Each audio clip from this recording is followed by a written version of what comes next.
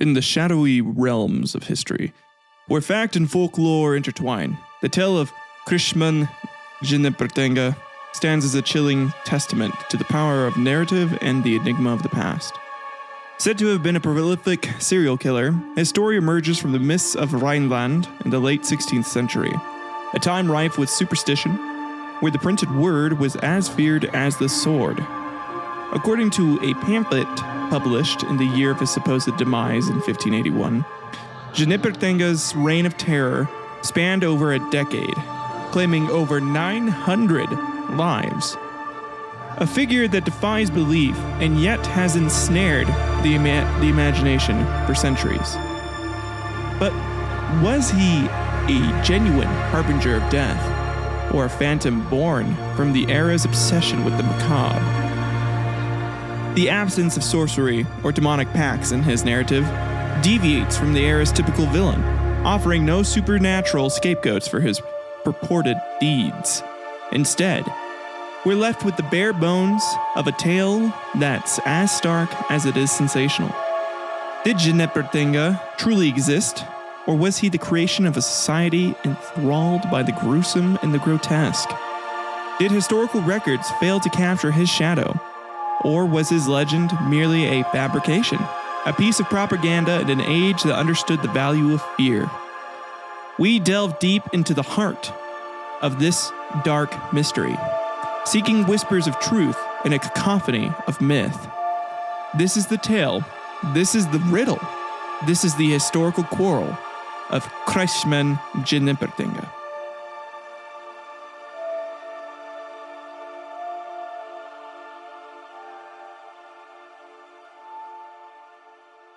Welcome back to Historical Quarrels, everyone. I am your host, Tyler Eckhart. I am here to, first of all, say a big thank you for listening today. And a big thank you for supporting the show and for being, just a really cool person. Because you're listening to the show, so clearly that means you're really cool. And you should give yourself a pat on the back for that. No, but big shout out to everyone that has been leaving reviews and sharing the episodes with people that they know. It's been great. The feedback has been awesome. I'm glad to have been able to entertain so many people with my dumb little sense of humor. It's been really cool. So, and please feel free to reach out. I'm just a guy. I don't know. Maybe you might feel weird if you reach out to me. If you do, that's fine. We can keep it like it is. You're listening and I'm just here talking into your ear. And that's more than fine. We can keep it at that. Never have to talk to you. But I would like to talk to you. It'd be cool. So if you ever feel comfortable with it, go ahead and talk. Announcements for today. Quick announcements are number one. Please, if you haven't already, go check out my other podcast, Hard Homies podcast that I do with my friends. We've been having a lot of fun on that show. It's been a grand old time, and I think you guys will enjoy the last couple episodes. One of my buddies has just been popping off about some stuff, and it's been pretty funny. So, second announcement, I am going to be, so this today's episode is actually going to be kind of like the first in a series that I'm planning on doing. As you'll probably have noticed from the runtime of today's episode, it's a little shorter than my 2 3-hour episodes for sure. This is going to be like a history serial killer series where and this is not going to be every episode. This is going to be like once in a blue moon, right? I tried to do it last time with the dog montages. It just didn't work. So I think if I just do something just, like today's episode where I have a killer, I have a tale, and I have facts that I can, talk about, and I can just, like today we're going to be going over the history of highway bandit men, or like highway bandit men, and how they impacted the Holy Roman Empire, especially in the Germany area. So, and so what I'll do with the other serial killers is, kind of explain at the time what was going on, kind of give you some context as to like why there might have actually been a serial killer and then give this purported story about one, even though the serial killer may not have actually existed, or the story was fabricated by people at the time. And I don't know, I just think it's interesting. These tales are interesting and it's fun. I know the historical accuracy may be a little off on it. That's why I'm trying to give you more details, like more historical accuracy as to like the time surrounding it, when it took place, so that way you can understand the context from where the tale sprung out of. And that's what I'm going to try and focus today to do. And then I'll go ahead and read you the tale. I might have a couple fun bits or two in there, and we'll get into it. So announcement 2 is also kind of, me explaining what we're going to do today.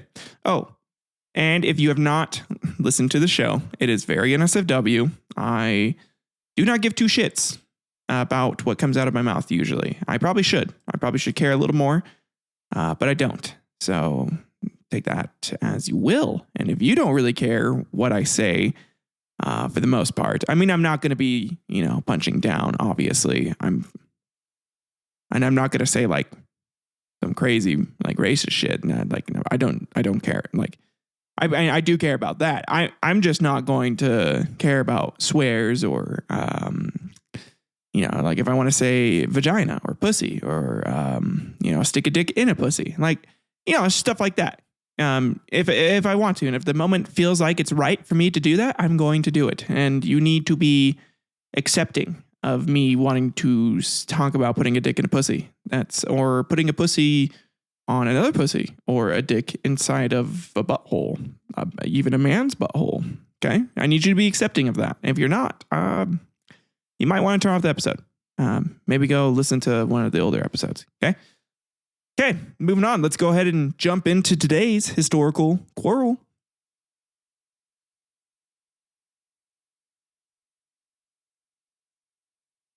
So kind of as explained earlier, we're going to be focusing first on the history of robber bandits, or highway robbermen, or robber banden, as they were called in the German tongue. They were a significant part of the social and criminal landscape of the Holy Roman Empire. That's right, Germany was part of the Holy Roman Empire. If you didn't know that, you needed to go to world history. Okay. Particularly in Germany, the Robberbanden, and that's why they have their own word for it, were assholes. They were prominent as fuck.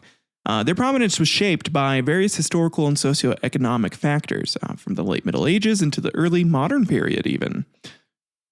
Like super modern period. I'm talking like last week. There was some robber bandits in Germany fucking up shit, okay? No, I'm kidding. So in the 14th to the 15th centuries, we have the decline of the feudal system. It marked a period of significant upheaval across Europe, particularly within the Holy Roman Empire. As the traditional structures of medieval society began to crumble, many knights and nobles faced a profound identity crisis. They didn't know who they were anymore, and they wanted to start experimenting a bit, just like everyone does in college. But for them, it was like a midlife crisis coupled with, I might want to suck a dick or two. And if you want to suck a dick or two, that's fine. And Jeremy the knight and Gary the feudal lord they did a devil's three-way, right? And this is what would create the demons that would start convincing the robber bandits to go and kill people in Germany. And because of this, we would get the knights being in crisis quite a bit, right? So we have the chivalric code that had defined the lives of knights for centuries. It was being eroded by the socioeconomic changes sweeping across the continent. Stories abound of knights such as Gottfried von Berlichingen, known as Götz, the Iron Hand. He was Götz, who after losing his hand in battle, the Battle of Landshut, he had a prosthesis made and continued to fight. What a badass. Good for him. And rather than retiring honorably, Götz became a mercenary and later was accused of leading a band of rebels, poignantly illustrating the descent from honored knight to rogue warrior. Now, while his tale doesn't necessarily depict him going out killing a bunch of random innocent people, this was all too common, right? So other knights who are probably less than honorable may have felt the need to make some coin, to make some money, because they weren't going to get that money from the government, so they had to go find it elsewhere. And when you got a bunch of dudes who are good at fighting and killing, the one thing that they're going to probably go do is fight and kill. It just makes sense. So as the feudal system faltered, some nobles found the cost of maintaining their estates and the lifestyle expected of their rank unsustainable. They had to downgrade their lifestyle. This is something many modern people today face, right? You know, you have your job, and if you're living above your means, you're going to be living from paycheck to paycheck. But if you're living below your means, for some people, that does mean that you're fucked and you're going to be dying. For other people, it just means that you're, going to be a little cramped for a while as you're living below your means. And these nobles realized that they needed to live below their means and start being a little more cramped in their lifestyle. The notorious Franz von Sickingen is one such example. He, in the early 16th century, used his castles as fortified bases for raids. That's right, he set up little raid bases. Initially a respected knight, economic pressures pushed him to rebel against the Archbishop of Trier, an act that marked his transition into the outright defiance of the established order. It really pissed off the established order there, right? They were like, hey, fuck you, I severed the Pope. I'm positive they didn't have Italian accents back then, but it is what it is. Okay, and then we have the Rhenish Palatinate. It was a region that was particularly affected by feudal strife. The once proud knight Hans von Trotha became infamous for his feud with Abbey of Wissenberg, which led to his excommunication. Hans, better known as Hans Trapp, is remembered in local folklore as a ruthless figure who, rather than succumb to the changing times, chose to become a law unto himself. He fought against people. He fought against the established order, the law, right? And basically was he had his image tarnished for doing that. You go against the status quo, and the kings and everyone else and the higher ups, they're going to make sure that you fucking know that you never do that again. And they're going to teach the peasants to make sure that they never, ever get any ideas of thinking of that. Because, like, if a knight can't do that without getting his image tarnished, what the fuck is going to happen to you, little peasant bitch boy, Timmy? Little bitch boy, Timmy, peasant boy? Okay. So, and then not all who turned to banditry were mighty lords. Many were lesser nobles squeezed out by the economic pressures of the age. Heinrich von Holtz, who was a lesser-known knight from the lower nobility, reportedly turned to highway robbery, preying upon the flourishing trade along the Rhine River, until he was captured and executed for his crimes, of course. Because, you got to capture those highway robber bandits, robbermans. And then we have the grand tournaments that once showcased the chivalric ideal became fewer and fewer and fewer. And so this ideal of chivalric code became less important to people. Because the cost to host such events grew prohibitive, and the prize pursues could no longer cover the expenses of participating knights. In the absence of these spectacles, many knights, such as the ill-famed Conrad von Marburg, sought other outlets for their martial prowess, often at the expense of peasantry and the merchant class.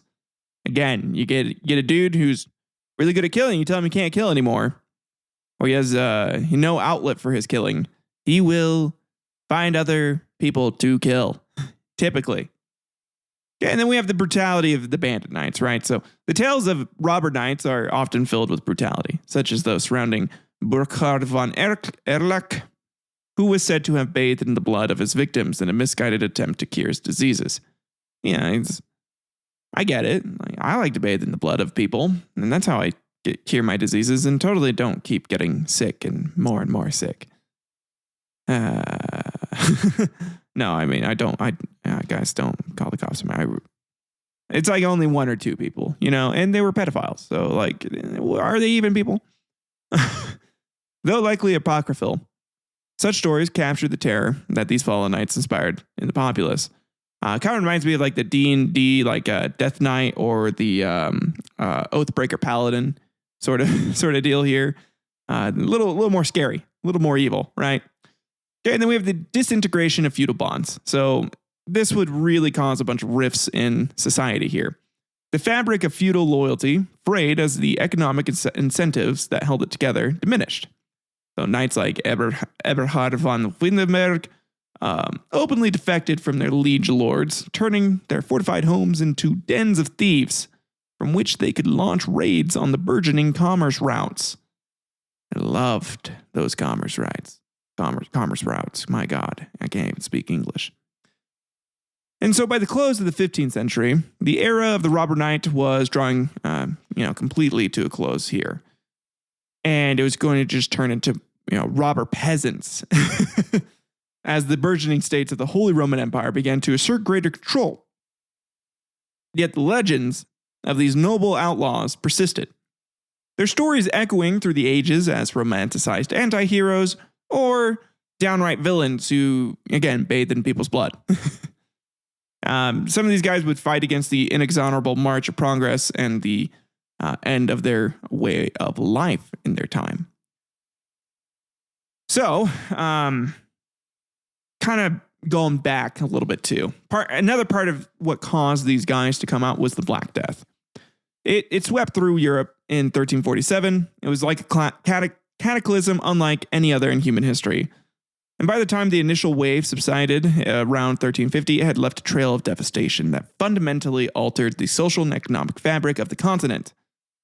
The mortality rate was staggering to say the least, with estimates suggesting that between 75 million and 200 million people fucking died, accounting for approximately 1/3 to 1/2 of Europe's population at the time.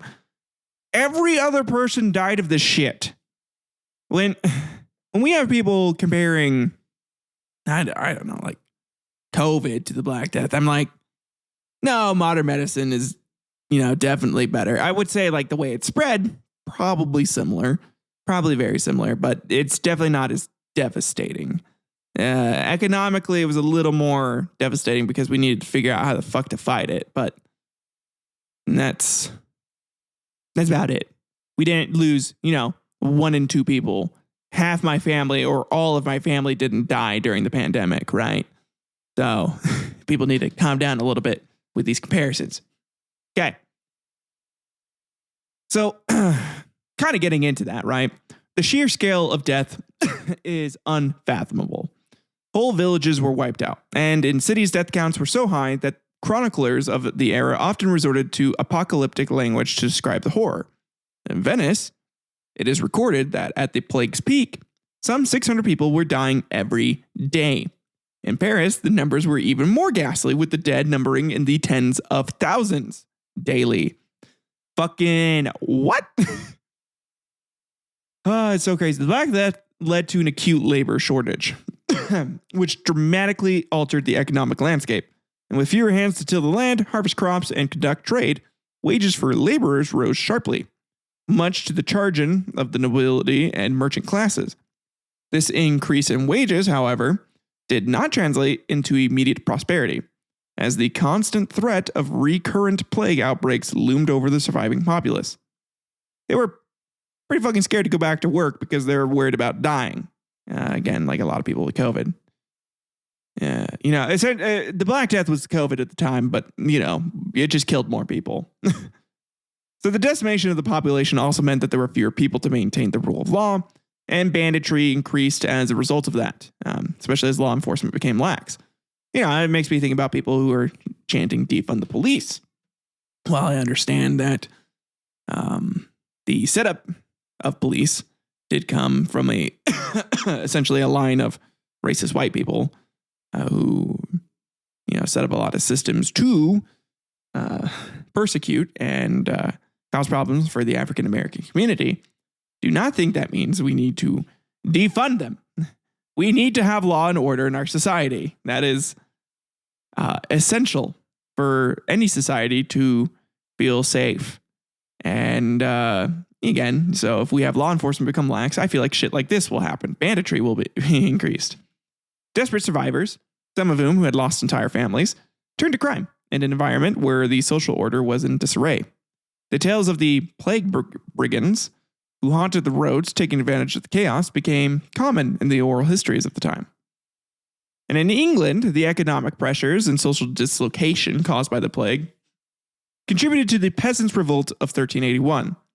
Laborers, emboldened by their new economic power and enraged by the imposition of harsh taxes, rose up in a rebellion that would result in thousands of deaths before it was quashed. And I will get into that in a future episode. Peasants' Revolt will be an episode probably here in it's on my list for at least within the next 10. So who knows how soon? Maybe even next week.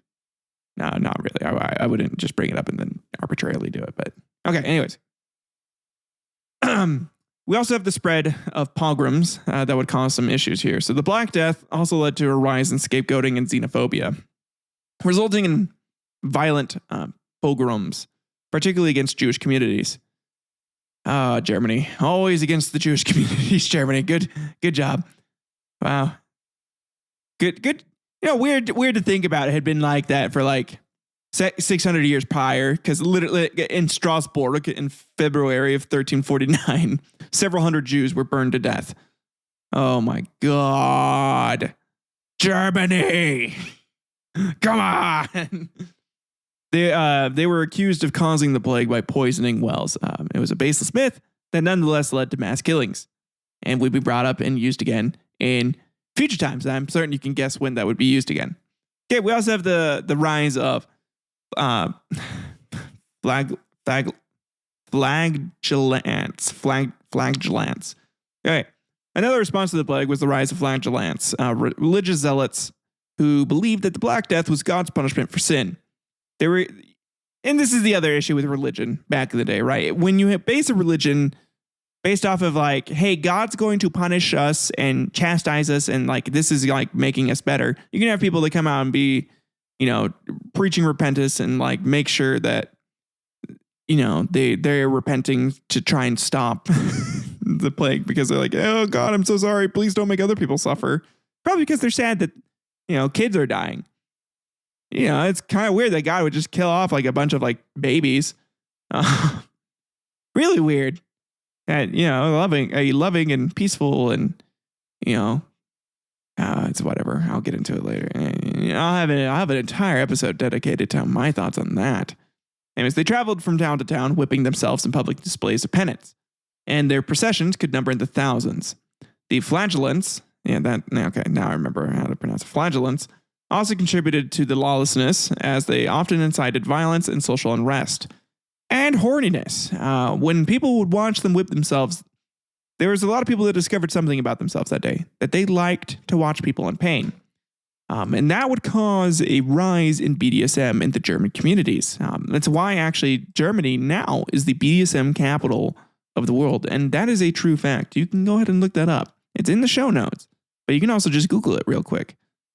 Just Google German BDSM. I'm certain, and click the first link that pops up. You'll get it. So the massive decrease in population led to a surplus of land, which in turn altered agricultural practices.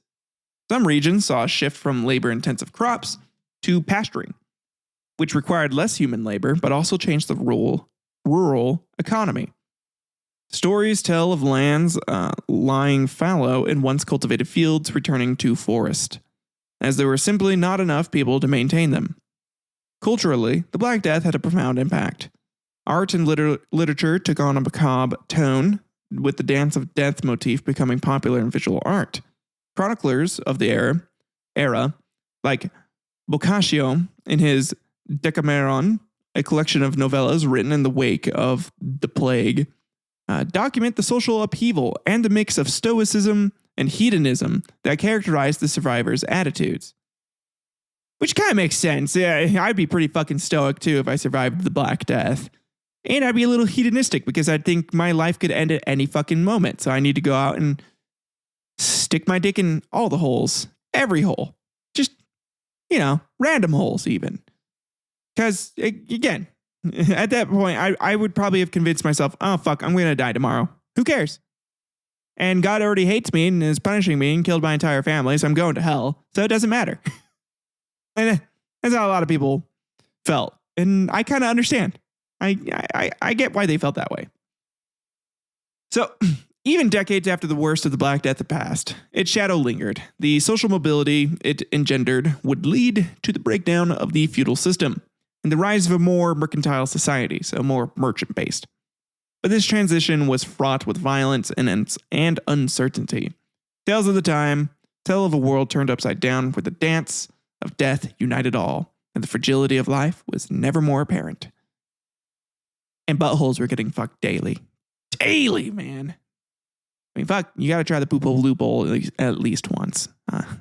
Thanks, Dan. I'm sorry I'm stealing your poophole loophole joke, but I'm just referencing it. It's a great term for it. Yeah, I can't think of like a better term, honestly. Poophole loophole, top tier term for the for anal sex. It's so good. If you haven't checked out Timesuck and you're listening to my show, check out Timesuck. And you may stop listening to my show because that show is definitely better. But hopefully one day I can match and I can, get up there. Be considered great. Who knows? Anyways, continuing on. The Black Death was a pivotal moment in European history. Its death toll was unparalleled, its economic impact profound, and its influence on the course of history enduring. Completely enduring. Very enduring even. To this day, we have very modern examples of the Black Death kind of being, or like how it impacts society and how COVID impacted society. Kind of similar. I like, it's cool and interesting to draw those parallel lines between the two. But the lawlessness and the social changes it provoked would reverberate for centuries to come, as Europe slowly rebuilt and reimagined itself from the ashes of one of the worst pandemics in human history. Yeah, and now we have the German Peasants' War, right? The German Peasant War of 1524 through 1525 was one of the largest uprisings in European history, prior to the French Revolution.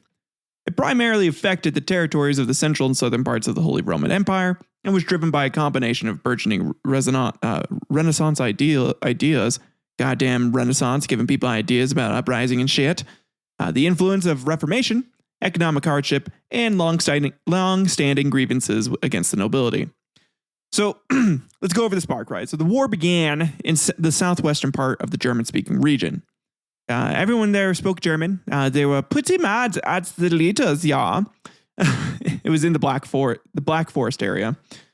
This was it happened when a band of peasants, inspired by the new teachings of Martin Luther and emboldened by a series of bad harvests and economic distress, rose up against their feudal lords.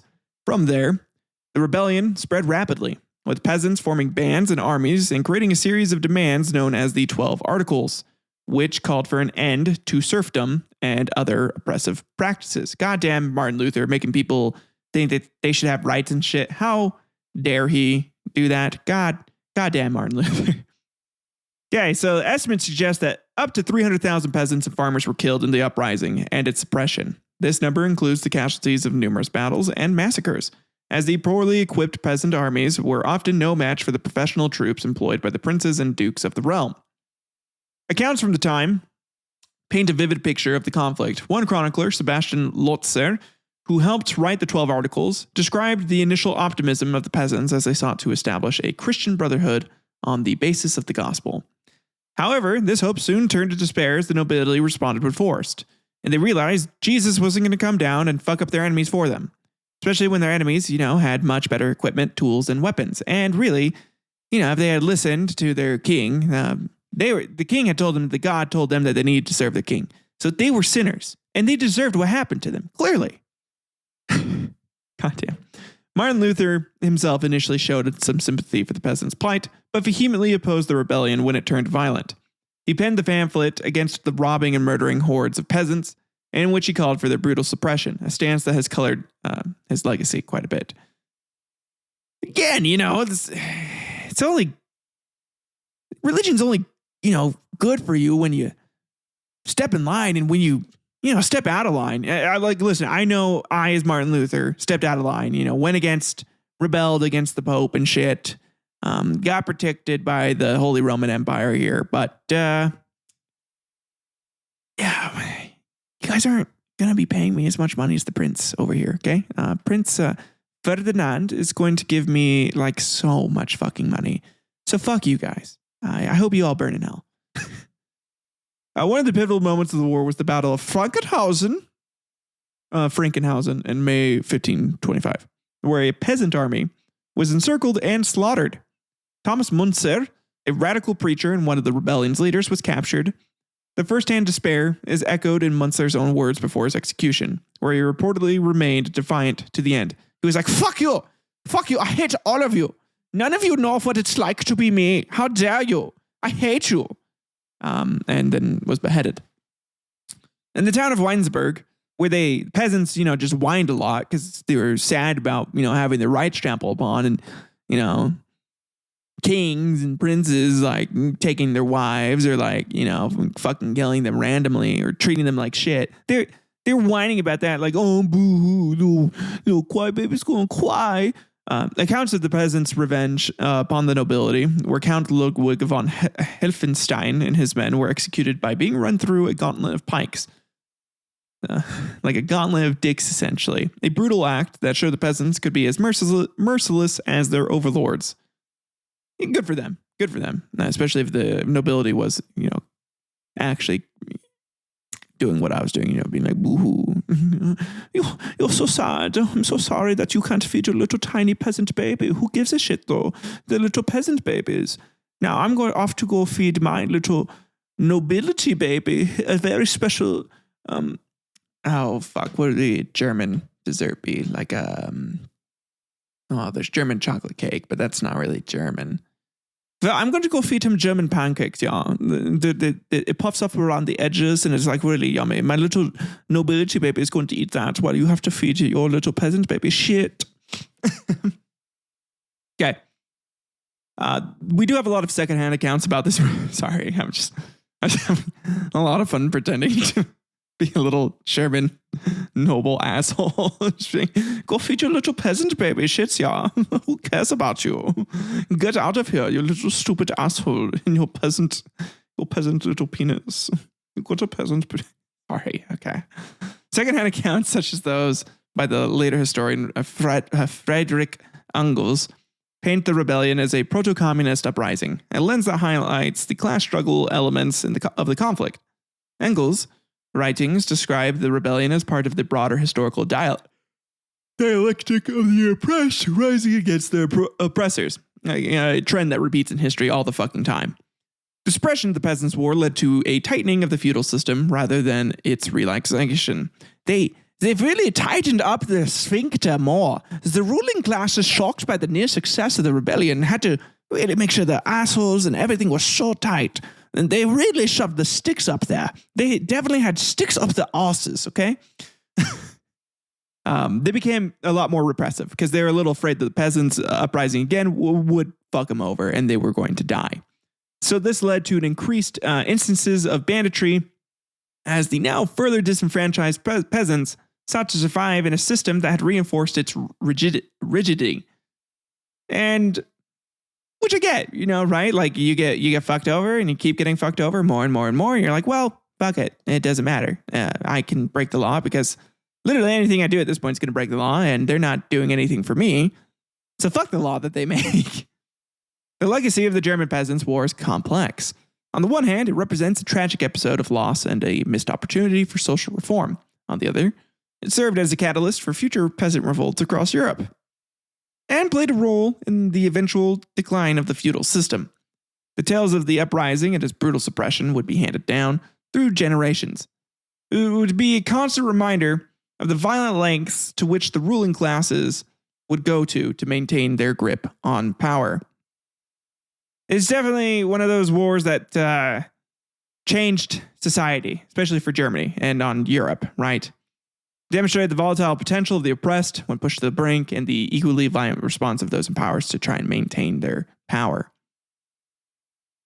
Okay, and we're kind of already in the 16th century, right?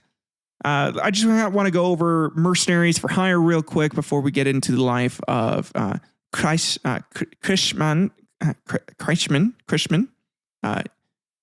Genipperteinga. God damn, that name is fucking hard. I'm going to have a hard time with it today.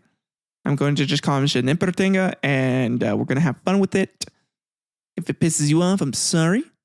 It sucks to suck. But, yeah.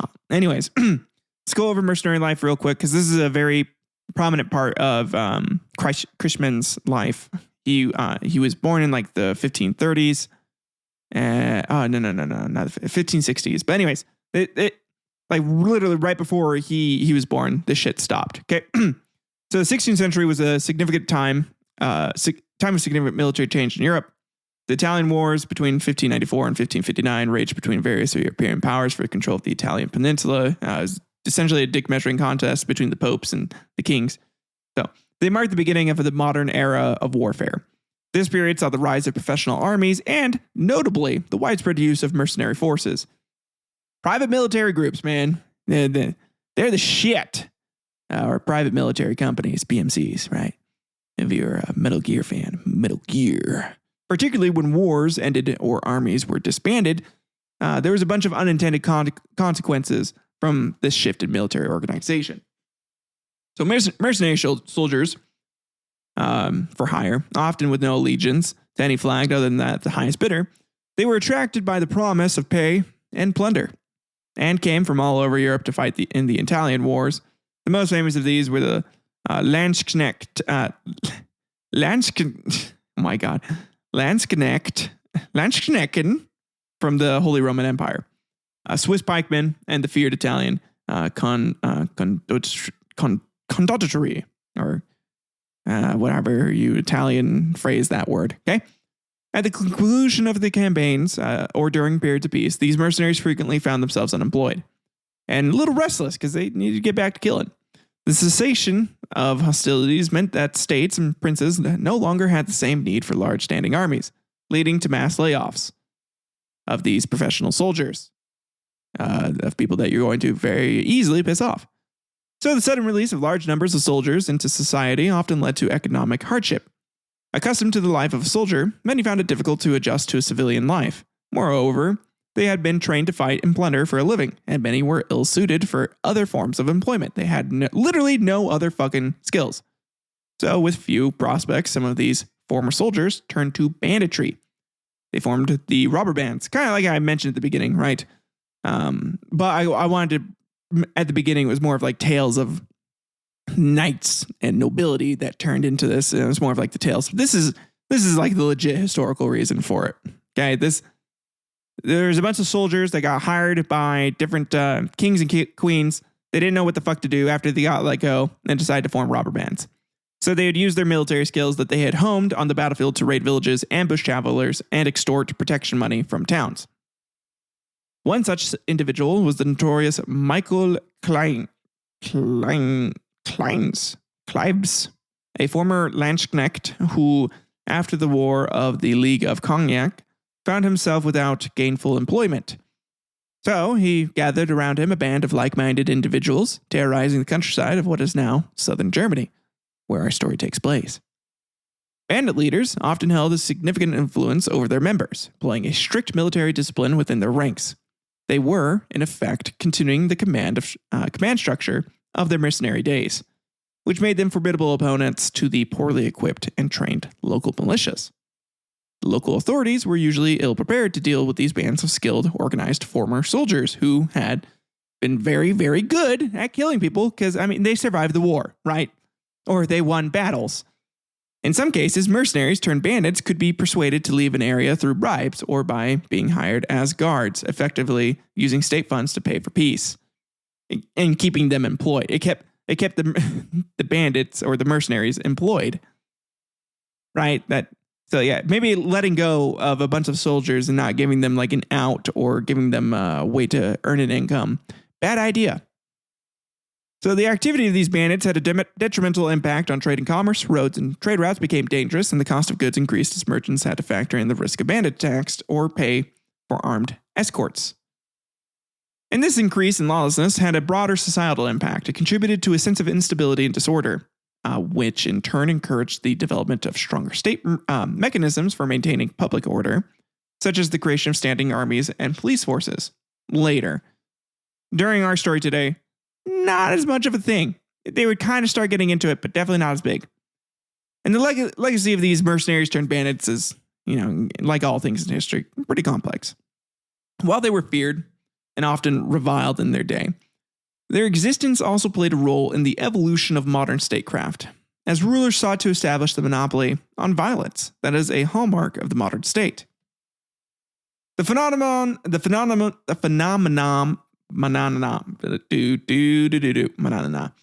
of unemployed mercenaries turning to banditry in the 16th century illustrates the unintended consequences of the era's warfare and political machinations. It also underscored the social and economic challenges that arise at the intersection of war and peace. Challenges that are not confined to the distant past, but continue in various forms to present day. Okay, and now we're into the 1560s. Really, in the 1560s, the biggest part of this is the Reformation that happened. And I have talked about the Reformation to death in previous episodes. I'm going to give you a brief rundown. Martin Luther in 1517 nailed his 95-page thesis of what the fucks to the Catholic Church, especially condemning their use of paying to be forgiven, pay to play, pay to win, essentially in the church. It was their, battle passes. It was battle passes for heaven that Catholics set up. Great business model, perfect business model, great tagline for it. If you're interested in learning more about that, go to episode 1 of America's Origins. It's good shit. It's good stuff. Okay. Then we have the Counter-Reformation response. The Catholic Church initiated Counter-Reformation. It was a movement intended to address internal abuses and reaffirm Catholic doctrines. The movement was characterized by the Council of Trent in 1545 through 1563. The establishment of new religious orders like the Jesuits, and a renewed emphasis on missionary work. Okay, and then we had a butt ton of religious wars. Because a lot of people were getting wise to what the popes were doing. Okay? The differing theological positions hardened into political factions, leading to a series of religious wars that swept across the continent. Princes and kings often chose sides, not just on religious grounds, but also as a means to assert their independence from the Holy Roman Emperor or other larger powers, leading to a fragmented political landscape in what would develop modern Europe today. Okay. And the Holy Roman Empire was becoming a patchwork of territories with varying degrees of loyalty to the Holy Roman Emperor. It became even more divided as local rulers either supported the Reformation or remained loyal to the Catholic Church and their Reformation that they tried to start, right? This fragmentation weakened centralized control, as the empire was not a nation state in the modern sense, but a loose confederation of semi-autonomous entities. A bunch of people just kind of agreed that the Holy Roman Emperor was their emperor, and a bunch of people realized, but he doesn't have to be. And that caused a bunch of problems. And the Catholic Church also, the Holy Roman Emperor at the time was causing problems with the Pope, and, him basically being like, hey, so I'm the emperor, so I'm more important than you. And the Pope was like, no, fuck you, I'm more important than you. And that caused a bunch of wars. Okay. The most devastating of the religious conflicts was the 30 Years' War. It doesn't matter too much, but I felt it important to note so that way people knew my history cred. Okay.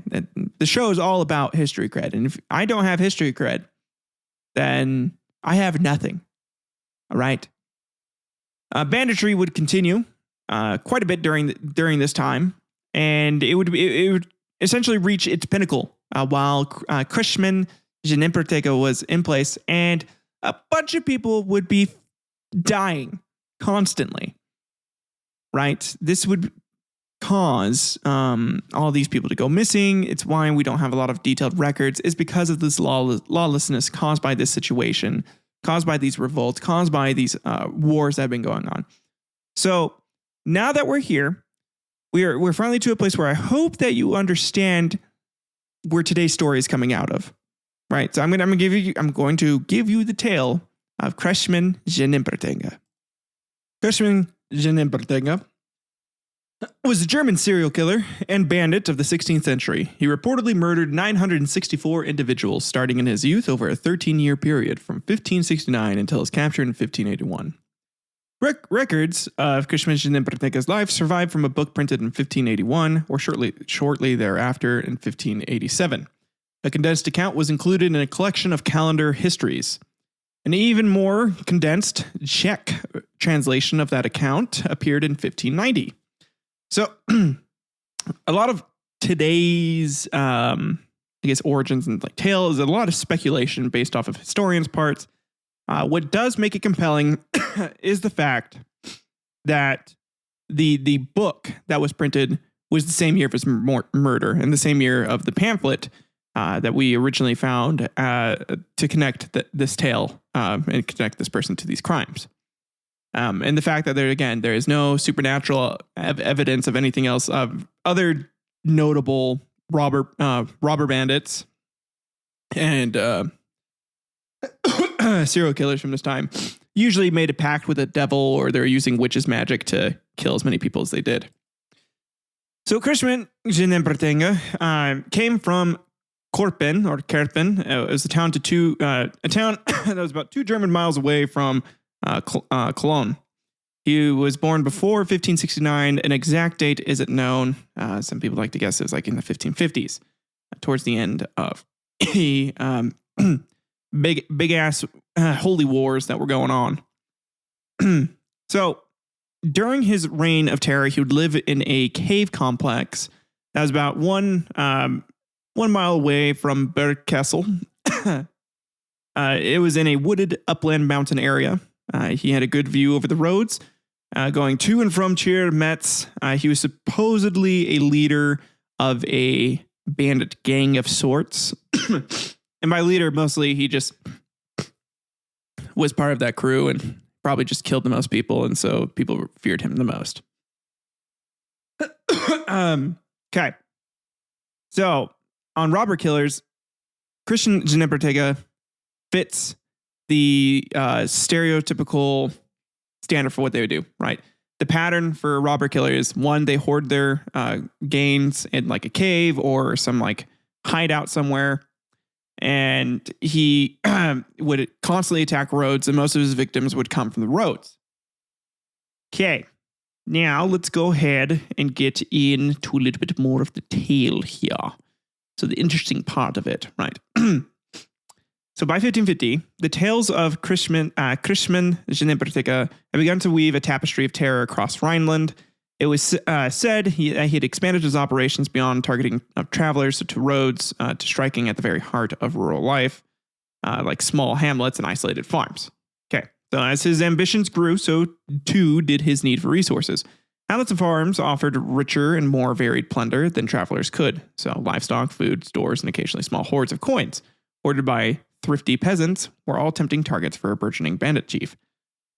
The rural settlements at the time were vulnerable. They were often situated far from protection of town watchmen and without the natural defenses that larger communities might possess. So their isolation made them easy prey for any violent bandit group, especially one such as Christman Genipperteinga's. So during this time, too, his cruelty likely grew from real or embellished tales of brutality during these raids. Without a standing professional law enforcement body, retribution for such crimes was rare, allowing him to act with impunity. And in the telling, his violence became legendary. He'd grow more and more violent, more and more grotesque. He would hang entrails out at like the doors of these farms. He would constantly do, acts of sexual assault, rape, the not fun stuff that you never want to hear about. It's never good. Never a real good time. Okay. And then the growth of Genipperteinga's band would eventually culminate in about 20 men. So, right. This would be mostly due to the economic disarray of the time, as I had mentioned earlier. There was a massacre at a wedding feast, a proverbial red wedding of sorts. It was a shocking breach of social norms and hospitality laws. Even most robber bandits wouldn't do what he did here, which held such celebrations as sacred and inviolable. The choice to attack a wedding would have been both strategic, guaranteeing a concentration of victims, and valuables, and symbolic, representing a direct challenge to the established order. So It was pretty bad. So, and he left no fucking survivors at this wedding either. This would have served a dual purpose for him. It eliminated witnesses and it enhanced his terrifying reputation. The lack of survivors would mean that the only accounts of the massacre would be those of the bandits themselves, likely leading to exaggerated tales of the ruthlessness. So their kill count might have, been a little bolstered. Instead of like a couple hundred people, it was more like probably, most wedding receptions where it's like 50 people, maybe 70. And even then, maybe even less because, again, it just wouldn't have been as big back then. But yeah. So, and then the impact on Trier, which was one of the cities that was nearby when the wedding happened, it would have been deeply impacted by such an event. A massacre of this nature would have reverberated through the ecclesiastical and civic institutions, prompting calls for vengeance and justice. And this is what kind of leads me to believe it more, because the Catholic Church, a powerful entity in Trier, might have responded with public denunciations from the pulpit, pressing secular authorities to take actions against Genipperteinga and his band. Such a massacre could have been seen as an act against the church itself, given the sacramental nature of the marriage. And I don't know, back and forth here on why I think it may or may not have actually happened. Mostly because more than likely the Catholic Church would have responded to this, and there would have been a lot more records about it happening. And someone tying back to either Genipperteinga or someone in his band, more than likely. But at the same time, there's so many fucking robber bandits, they probably didn't care. They didn't even want to like write about it or like think about it because it was a problem they created. So it's a little hard here to discern fact from fiction, right? Okay. So there's some social consequences for this atrocity that might have actually occurred. Who knows? Socially, such an atrocity would have sown seeds of fear throughout the region. Wedding feasts and other celebrations would have been viewed with anxiety, and communal gatherings might have seen a decline as the risk of attracting Genipperteinga or other robber bandits' attention becoming more of a real fear.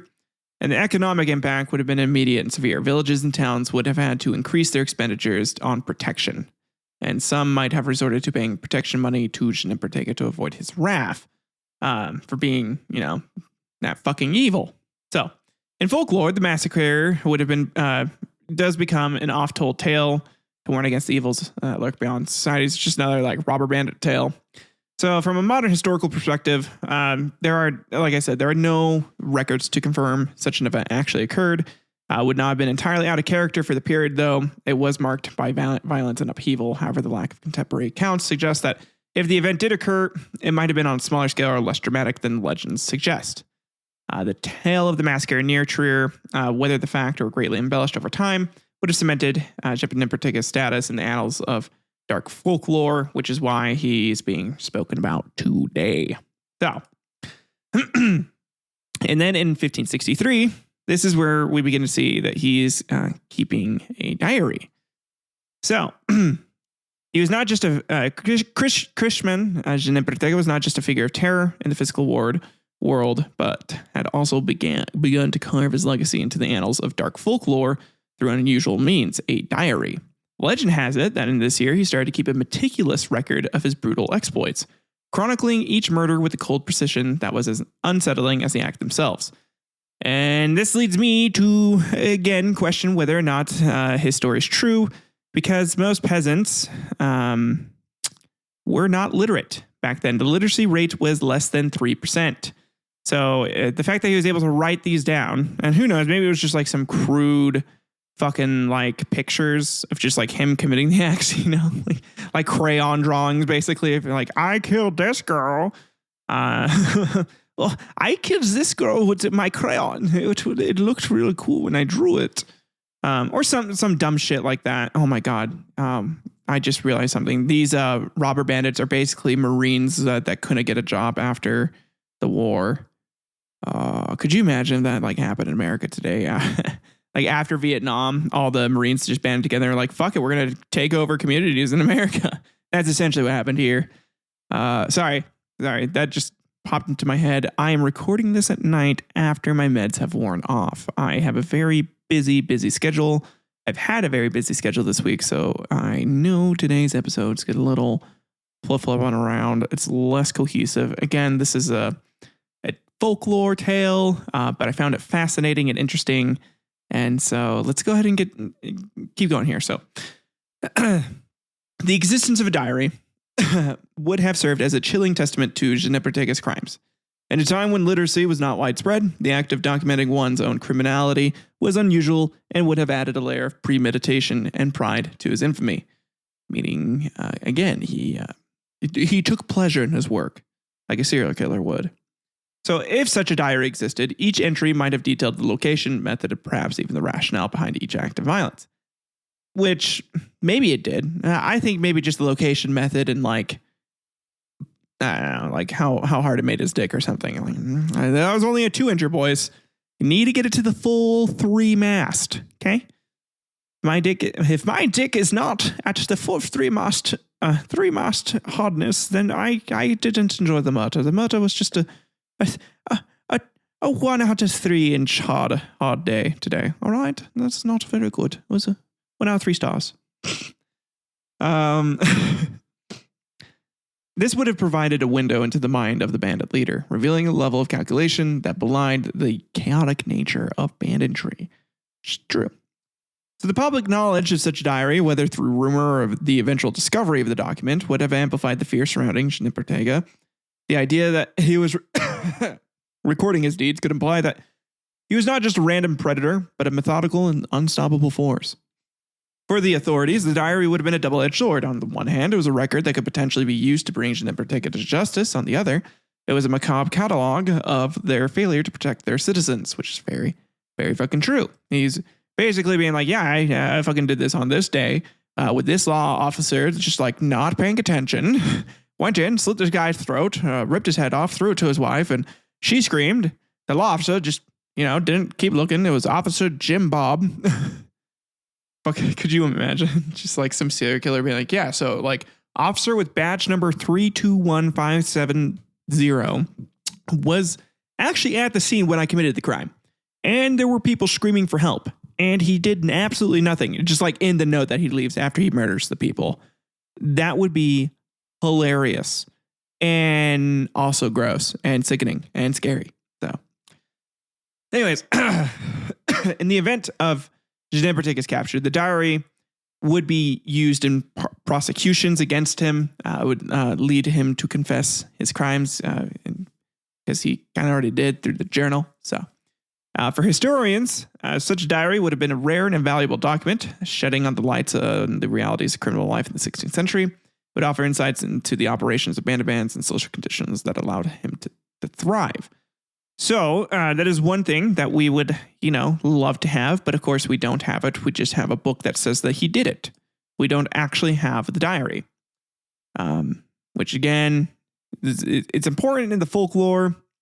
It definitely took on a life of its own. It contributed to the myth of Genipperteinga overall and became a symbol of his intelligence and his ego, as well as like a tangible connection to the dread he inspired. A book of death written by the hand of a killer, like like Death Note. It was Death Note, but like after the fact, like he went and killed someone. So it'd be like if Kira, instead of like having to just write someone's name down and like the method, if Kira went and did it and then came back, wrote down the name and the method of his kills, right? That would be, that's essentially what he did. He was the good old Holy Roman version of Kira from Death Note. So that's cool. Okay. So today, the notion of Genipperteinga keeping a diary is often seen as an embellishment, just so that we can note that, a detail that may have been added to the legend to emphasize his malice and premeditation. It fits neatly into a narrative tradition that seeks to understand evil by ascribing to it order and method, even when none may exist. He might have just done it, he might have just killed people for being fucking crazy. Whether fact or fiction, the legend of his diary served to deepen the aura of menace around him. Again, Germans love their macabre, like, evil stories. It was some crazy shit that they were into back in the day. Okay. So then supposedly in 1565, he reportedly attacks a small convoy of pilgrims en route to Aachen. adding to the growing tally of his supposed victims of like the 900. So this envoy, Aachen was a renowned as a pilgrimage state or site. So the envoy was a bunch of like, holy men or like religious people containing relics of Charlemagne and the church where he was crowned. So it made the site significant religious importance to the Holy Roman Empire. Again, leading to me being more on the side of like this tale might be either really fucking embellished or like a little fake. Because again, the church would have said something about this event here, right? Saachen, also known as Aix-la-Chapelle, was one of the foremost destinations for pilgrims in the region, believed to bring spiritual healing and indulgence from sins.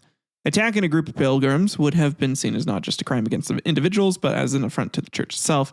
So if he had a hate boner for the church, which if he was a mercenary, he might have actually had a hate boner for the church, he probably did this, right?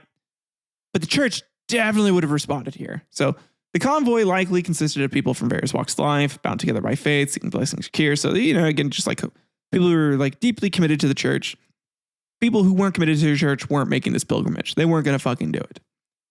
They definitely would have been traveling with whatever valuables they had, so intended as offerings to cover expenses or to cover the expenses of their journey, and definitely made them targets for bandits. So again, just these people would have been really faithful to believe it was safe to go out during this time to fucking do this. Pilgrims often traveled with minimal protection, relying on the sanctity of their mission to safeguard them. Essentially being like, hey, I know God's having me do this, guys. You can't hurt me because God's telling me to do it. Don't hurt me. Because God will be like so mad. He'll be like so mad at you if you hurt me. This vulnerability would have made them easy prey for a well-armed and ruthless band such as the Genipperteingas.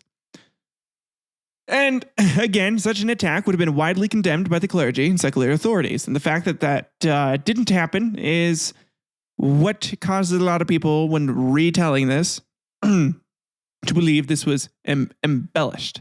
And this attack is mainly just to emphasize the brutality and godlessness of Genipperteinga. So whoever wrote this was just doing this to be like, okay, so this is not a godly man. This guy was basically Satan on earth. So today, historians might view this purported attack as an example of how banditry in the period could intersect with the religious life at the time, disrupting not only the commerce and travel, but also the spiritual practice of the populace. But the reported attack on this pilgrim convoy to Aachen represents a chapter in Genipperteinga's mythos, where his alleged crimes transcended mere physical violence, striking at the spiritual lifeblood of the time. And in doing so, this would elevate his status from a mere outlaw to a kind of like anti-saint in the pantheon of infamy. Again, a lot of these things, a lot of these tales about his crimes seem to just, even though they don't, he doesn't use like the devil or black magic or like witches or any of that bullshit to like kill people. The way they tell these tales and the way they're spitting it is to make him seem like he's some demon in human form. Right? He is like, he is the devil. He is the Antichrist. And that, and he's like a scary monster for that too. Okay. And then in 1568, his notoriety as bandit leader had grown significantly. So, and according to the stories, it was in this year that he orchestrated a bold, calculated attack that would further his reputation for audacity and cruelty. Is the ambush of a nobleman's carriage. So, attacking the nobility was a significant escalation in bandit activity. Nobles were often well protected and traveled with armed escorts, suggesting that his robber band had grown not only in size but in confidence and military capability. They're getting good at killing and ambushing people. So the ambush would have been carefully planned, likely involving reconnaissance and the selection of a suitable location where the noble's carriage would be most vulnerable. Such an attack would be swift and brutal, designed to overwhelm the guards before they could adequately respond.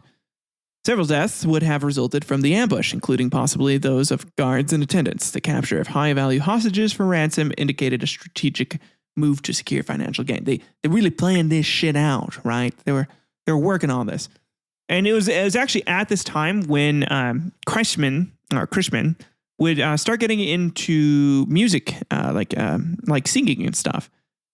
And this is where his band would start to say that he is losing his mind, right? The noble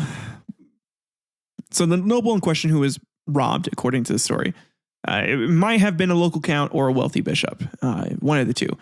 Given the basis, so like let's say like all the other accounts were true, like he attacked the wedding, he attacked the pilgrims, right?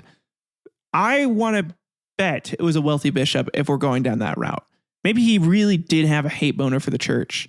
And most of it came from the fact that their songs sucked and he thought he could write them better.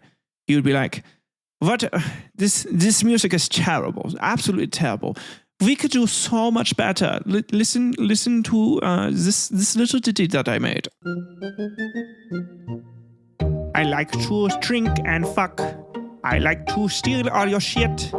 I'm going to fuck your skulls, and then I'm going to shit in it. Da da da da da." Dirt. Yeah, I know he was a very talented guy. Again, no records of the music he made. I like to do a lot of assuming when it comes to these tales, and I figured he'd just be great at that. But so we can assume that the noble was a wealthy bishop because of that, because he hated their fucking music, because the music was all like sad and like God hates me and I need to be better and whatever. However, again, this act would have provoked a fierce response from any nobility who might have formed coalitions to track down and punish the bandit leader and his followers. Such an affront to their class would not have been tolerated lightly. This actually does kind of coincide with how he was found, where eventually, we'll kind of get into this, but eventually someone he captures does escape, goes and informs like a band who's kind of been on the lookout for him, and they go find him, track him down in his cave, and capture him. So potentially maybe some truth here. Okay. The successful plundering, however, of a noble's carriage would have elevated his status among other bandits, potentially attracting more followers to his cause, or just getting more people to join with him on raids. So, and then in response to the attack, nobles would most likely have increased their security measures while traveling in the area. Again, there's not a lot of accounts of this, so it kind of leads more again to this belief of like, did it happen? Like, did it actually happen? Who knows? Okay, and then in 1571, this is where his story takes much darker shades here. It was said that his band of brigands, now more ruthless than ever, had committed a particularly sacrilegious act by sacking a monastery near Koblenz. And according to the stories, no one within the monastery walls was spared. All of their assholes were ripped wide open, and the bandits left a scene of utter devastation in their wake. Monasteries were repositories of wealth and often less defended than castles or fortified towns, making them attractive targets for bandits. The monastery near Koblenz was likely rich with religious artifacts, manuscripts, and the wealth of the church would have been no exception to this. And then the ferocity of the attack, which has been told, would have shocked the local population. Monasteries were seen as peaceful refuges, and the monks as non-combatants. To leave no survivors would have been a message of intimidation and a display of merciless strength, like the Vikings did quite a bit. The sacking of the monastery would have yielded significant spoils for Genipperteinga's band. Gold, silver, and other treasures accumulated by the monastery could have funded his band's activities for considerable time thereafter. And such an act, again, would have deeply troubled the Catholic Church, which held great power during this time. So again, I think that this was just something that was embellished in his tale. I don't think he actually killed everybody in the monastery. That being said, though, there was a bunch of cultural and religious ramifications that would have happened as well, and nothing's written about.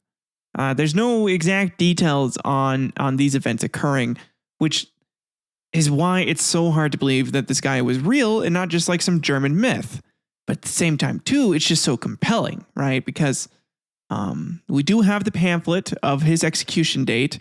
It does seem to have been like an actual event. So, but like all the shit he did, we don't know if it's actually real. Because like there's no, like when they talk about it in the pamphlet, there are like nothing, there's no other paper trail for historians to follow to be like, oh, okay, So like this did happen because like this person reported on this here and this person reported on this here. There's no fucking paper trail. What might have actually happened, they might have found some crazy dude living in a cave who was fucking someone, like raping them basically. But he was like crazy and like out of his mind. And they decided to use him as a scapegoat for everybody that had gone missing in the past few years, right? Like, okay, so this is the guy who killed them all. But yeah, there's no way he did it all by himself. So he was a bandit leader, clearly. Okay. Now here in 1573, this is where he starts getting a little more crazy, a little crazy like here, right? So this was a new chapter of brutality and cunning. The murder, he was said to have murdered a rival band leader, and he absorbed essentially the guy's those guys' followers into his gang, and removing a bandit like a rival leader would represented a significant consolidation of power within the criminal underworld, making him like big dog in the area. But this actually would have been. This is possible that it actually did happen if the tales of him being a bandit leader are true, because this would definitely not have made any reports at all. And this would have been something that was passed on in oral tradition or by other people in his gang who they also tortured to get information out of. Because the authorities wouldn't have given a fuck about it. And and like the local populace probably would not have given that much of a fuck. They'd been like, great, the bandits are killing each other. That's amazing news. Cool. So, in 1574, after this supposed event occurs, and his cave of like wealth and spoils and stuff has all been built out, he reportedly kidnaps a young girl that he will forcibly impregnate. And let me go ahead and just go over this. So shortly after he took up residence in Frapsburg in Germany, Christman met an intended victim. It was a young daughter of a cooper.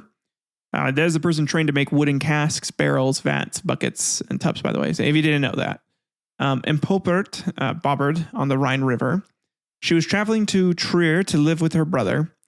He ordered her under death threats to come and live with him. And then he made her swear she would never betray him. And for the next 7 years, she served his sexual wants constantly. Whenever he went out to find new victims, he bound her ankle with a chain so that she could not escape his little cave.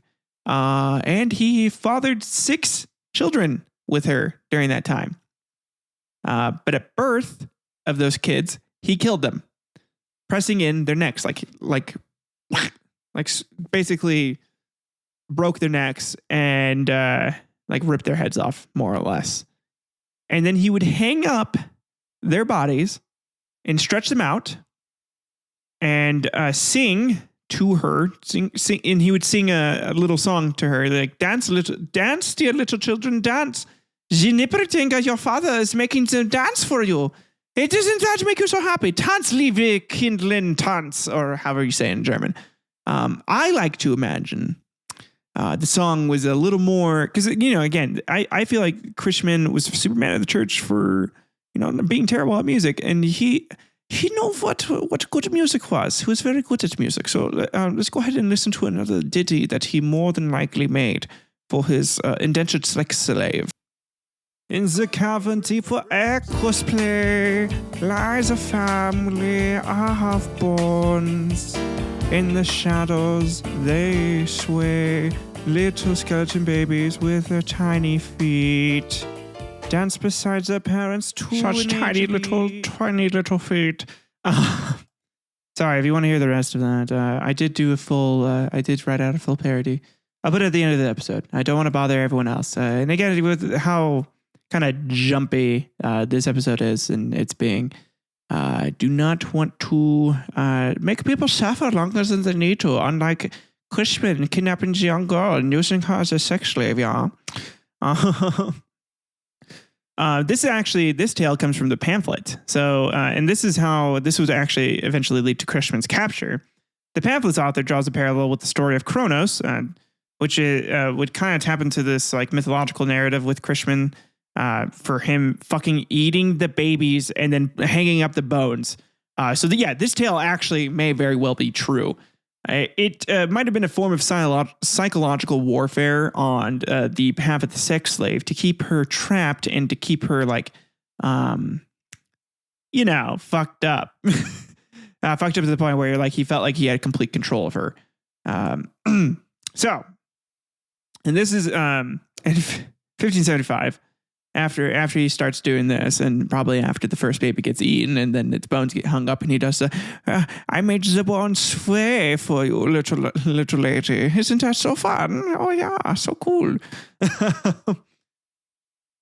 And this is where his gang gets reportedly the most brutal that it's been. Okay, it escalated to a fever pitch here, culminating what is said to be the most brutal winter campaign by most robber bandits. According to the lore, this campaign was marked by a series of violent raids that left multiple villages in flames and countless inhabitants slain, probably eaten. Maybe their babies eaten too. Who knows? He was getting really into baby meat and eating, hanging up their bones and stuff. It was just, it was part of the chic of the cave. It kind of just really fit well, meshed well with the stalactites. The burning of entire villages represents a significant escalation of violence. It suggests that his actions were not merely opportunistic banditry, but a systematic campaign of terror and domination against society. He might have just been angry at society and lashing out. This would have definitely forced local authorities to respond, though. Again, more than likely, didn't actually happen. In folklore, the winter campaign would be a grim chapter in the song of his that time, reinforcing his image as a figure of apocalyptic destruction. However, I like to think that might have been used as an excuse for the church to be like, we didn't burn down those villages. Or maybe local authorities or other bandits were like, it was those guys who burnt down those villages. Definitely not us. Might have just pointed to him because it was easy and he was captured, Okay. And then in 1578, after eating about, 7 to 8 to 9 babies, this is where Christman would get captured, right?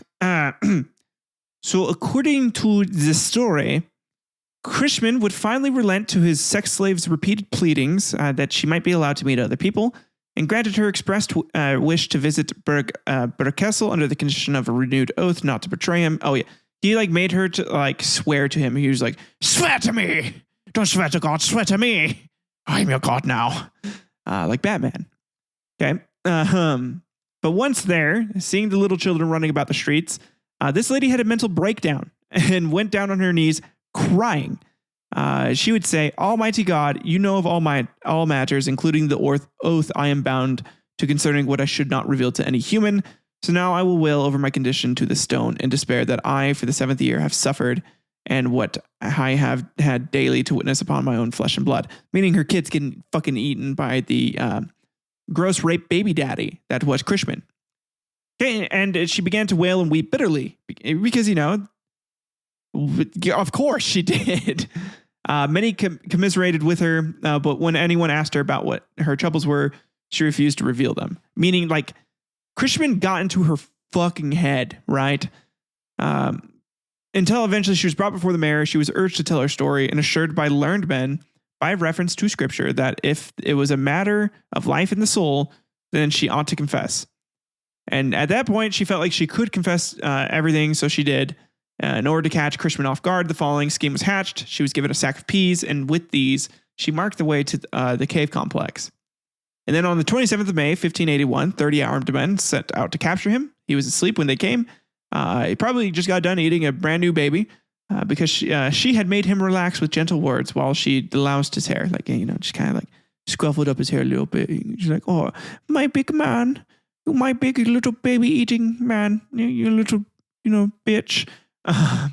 But then as the armed men barged in, Christman cried out, "Oh, you faithless betrayer and whore! Had I known this, I would have strangled you so long ago.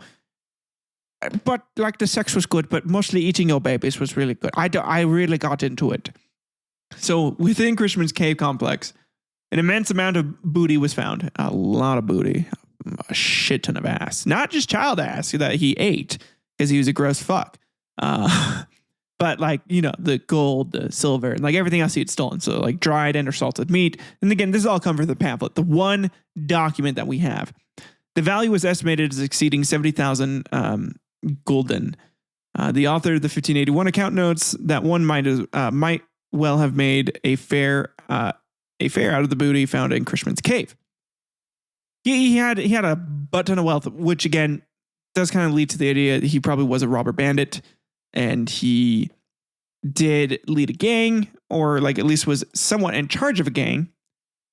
Okay. And then after this, we have his confession, trial, and execution. So again, kind of going back to this diary. So it was said that Christman kept a diary where he detailed the murders of 964 individuals, as well as a tally of the loot gained from them. The diary was found among his possessions. In addition to the evidence, Christman readily admitted to the murders, adding that if he had reached his goal of 1,000 victims, he would have been satisfied with that number. He only wanted to get to 1,000. He only had like, what was that, 964? So he just needed a good 36 more, and he would have gone there. So, good for him. And then on the 17th of June of 1581, Christman Genipperteinga was found guilty and was condemned to death by the breaking wheel, a medieval torture or execution device, also known as the Wheel of Catherine, or simply the wheel. It was a torture method used for public execution primarily in Europe from antiquity and through the Middle Age. It resulted in the breaking of bones of a criminal or bludgeoning them to death. The practice was abolished in Bavaria in 1813 and in the Electorate of Hesse in 1836. The last known execution by the wheel took place in Prussia in 1841. In the Holy Roman Empire, it was a mirror punishment for highwaymen, street thieves, and was set out for the Schackenspiegel for murder and arson that resulted in fatalities. The people who were typically convicted by the wheel were murderers, rapists, traitors, and or robbers. So again, leading us to guess there's more than likely an actual robber bandit. I mean, like everything from the pamphlet points to him actually being a robber bandit. So like all these other tales might have happened. I don't know. This is where it gets tricky and it gets like hard to like discern fact from fiction. But the one thing that I am sure of that did occur was during his execution, he did sing a song out loud while and supposedly over the 9 days that his body was being broken by the wheel. That's right. They kept him alive for 9 days to keep torturing him. And on the 8th day, right before he died, he sang them a song so that his heart, would be strengthened a little bit. And so that way, like he didn't feel so bad about his bones getting broken. So let me go ahead and sing that song for you guys, because I know you love it so much.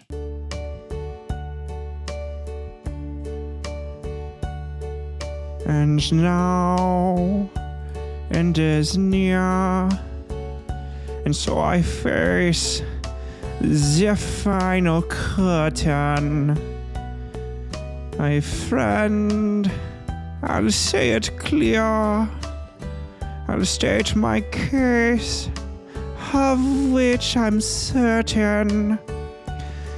I've lived a life that's full, but I missed the last 36 of my victims at each and every highway. And more, much more than this, I did it my way. Regrets, I've had a few, like those 36 I didn't kill.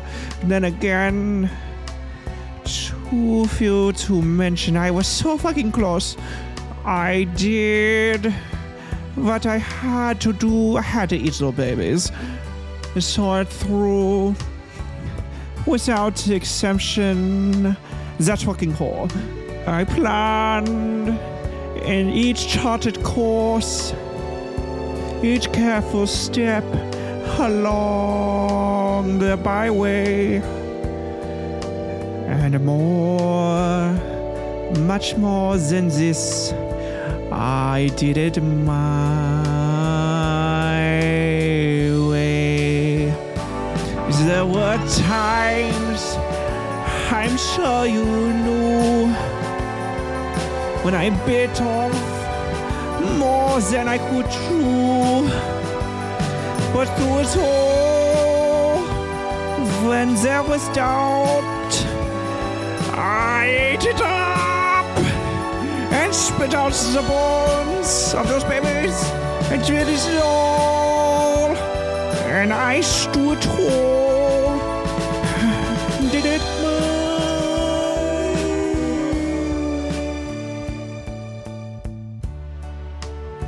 and then he died.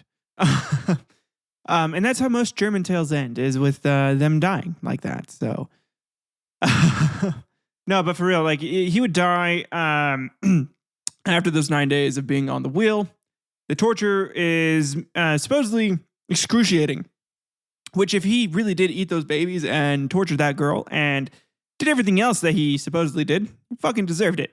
I'm glad that he was tortured for 9 days straight and kept alive during that time. So, the historian Joe Wiltenberg performed a close study of the popular crime reports from the 16th and 17th centuries. The primary aims to investigate where and how such works were produced, or who had authored them, who read and collected such reports, and what particular crimes were principal concerns in these works, and how such questions may have had different answers for different times. This is where we're going to get into some of the evidence about this being potentially true. Only tangentially does she seek to probe the authenticity of the individual conserved crime reports. That is, resolving the problem of how the discourse of crime accurately or inaccurately portrayed actual crime on the local scale. As noted by her, concerning early modern Germany, was in the 1570s that reports of robber bands multiplied, reaching its peak in the 1580s. Furthermore, she observes economic conditions for the poor worsened notably about 1570. At the same time, that inflation cut increasingly into real wages. Climatic change brought about a period of unusually harsh weather in the Little Ice Age that started in the 1570s and continued into the first decades of the 17th century. Harvest failures caused severe hunger and disease. Reports of crime such as witchcraft reached their height during this period of most intense social dislocation. And the story of Christman Genipperteinga belongs, therefore, in a literary and social context in which such reports were particularly frequent relative to immediately preceding or succeeding periods, and should be interpreted with that in mind. For example, as Wittenberg points out, the peak in report survival from the 1580s is partially explained by the 1588 death of report collector Johann Wick. Whereas the historical context from other sources does not yield evidence for a comparable decline of crime in the 1590s relative to the 1580s. A contemporary witness who confirms the large increase in such reports was the preacher Leonhard Breitkopf. In a sermon from 1591, he wrote, "When I was still young, 40 or 50 years ago, there was not so much known about all the horrible deeds of murder, such as nowadays are described every year in all sorts of papers." So this is where we're going to kind of get into the argument if this story is true or not. I am of the belief they found some crazy dude in a cave who actually did rape and eat babies, basically. Well, rape the girl and then eat the babies. I think he did do that. The pamphlet is true. There's no other way that he could have amassed the wealth without having like a band of goons essentially assist him. So, but I do not think that he killed 964 people. There's no fucking way that he actually did that. I think that's been exaggerated. I think a lot of tales about like the attacks on the churches and whatnot were embellished. And then later in folklore too, there would be like other names given to him. So you'd have like Christoph Grippentinius or Christoph Genipperteinga, Christoph Gropurung, the cannibal. There's lots of, he'd get like a bunch of different names. There's also the tale Murderers, The Cannibal Screamed by Johann Joseph Pock in his 1710 Elivium Gruesome Scientiarum, which would be, kind of about more murderers. There is a couple other alternative tales about Lippold and the Lipposchule, which was, again, really close to Brunkensen, now in the town of Alfred. The very similar tale here. Then we have the robbers Daniel and Gorchmichael, Wolfgang Menzel. Then we have Schwarzer, Friedrich, Henning, and Clemens, other notable robbers, and the robber Vieting, and Papidone, who was believed to have lived in a cave close to the village of Utrecht near Ratsburg. And also like Gorsmechel to have revenged himself on their common children when he understood he had been betrayed by his woman. So his tales seem to have like spun a bunch of other tales and a bunch of other accounts into this as well. But a lot of those were also, again, they would make a pact with the demon. They'd get some like witch powers going on.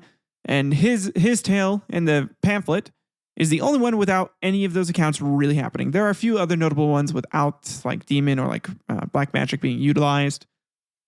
So I'm going to put this in the bucket of plausibly happened, but I'm not going to hold my breath if I find out that it didn't happen. And that brings us to the end of today's historical Quarrel.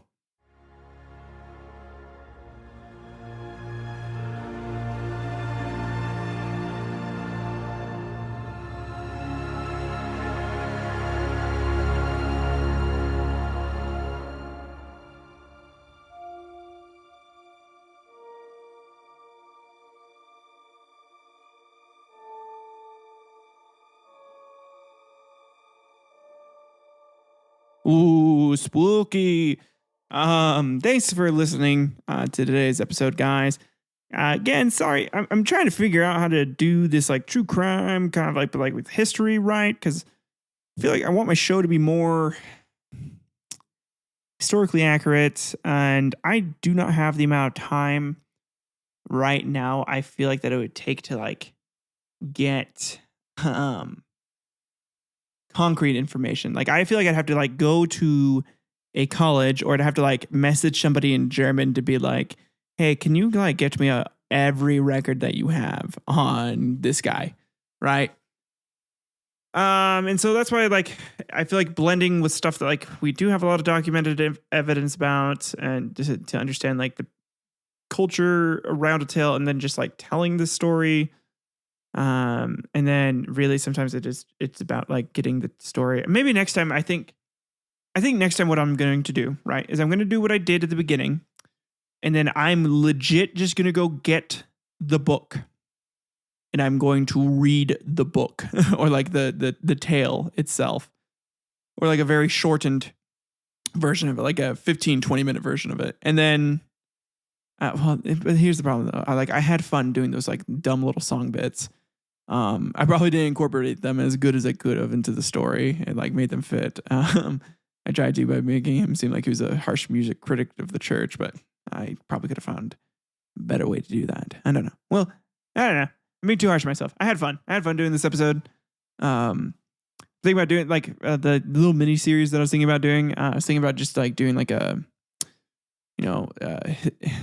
short, like 10-minute explanation of like ancient serial killers. Be like, hey, so like this serial killer in here reportedly did so and so, and like this is like everything that they did, like as fast as possible, and like make the show as fast as possible. And it might be something I do on YouTube. If you want to see that, let me know. Because like that'll be quick. Might have one or two like mini jokes in there, just like a mini tiny joke, just something quick and easy to digest instead of like my fucking minute and a half long rendition of My Way, but with this shitty German accent. So I thought it was fun to end the show with. So hope you enjoyed it. That is it's kind of it for me today. Next week we're going to be doing we're going back into the standard, the good old classic here with our show, where we like to do like little battles and stuff, or little interesting quarrels that happened in the past. And so next week we're going to be returning to that format after having gone through what has been like 2-3 months now of me essentially like trying to prove a theory of mine through my podcast on why I thought like religion had impacted society in the way that it did for America, and then for Christianity and the pagans. So like their quarrel was epic. So yeah, it's a good time here on this podcast. Y'all better believe that. If you guys liked today's episode, despite it being as wacky as it is, please leave a review. Tell me your honest opinions on it. Don't care if your review's 1 star. Don't care if your review's 5 stars. I just want your honest thoughts on it. I want honest feedback.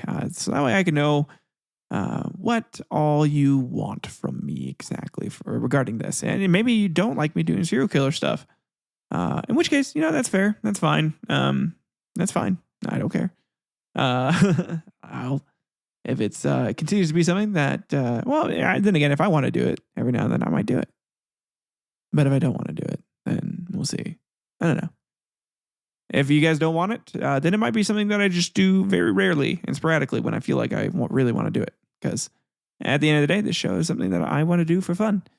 I'm not adherent to a bunch of people yet. So I don't have people depending on me for this. This is something that I do because I enjoy it and I have fun doing it. And I do want to grow it though. That is true. So listening to feedback. See, this is what happens when I record late at night after my medicine's worn off. My brain can't think straight, and I like to go back and forth quite a bit. I do a bunch of mental jumping in my mind, and it definitely impacts things. So I'm gonna end today's episode here, and that's gonna be it. So you guys have a good one. Love you. Spread the chaos. Bye.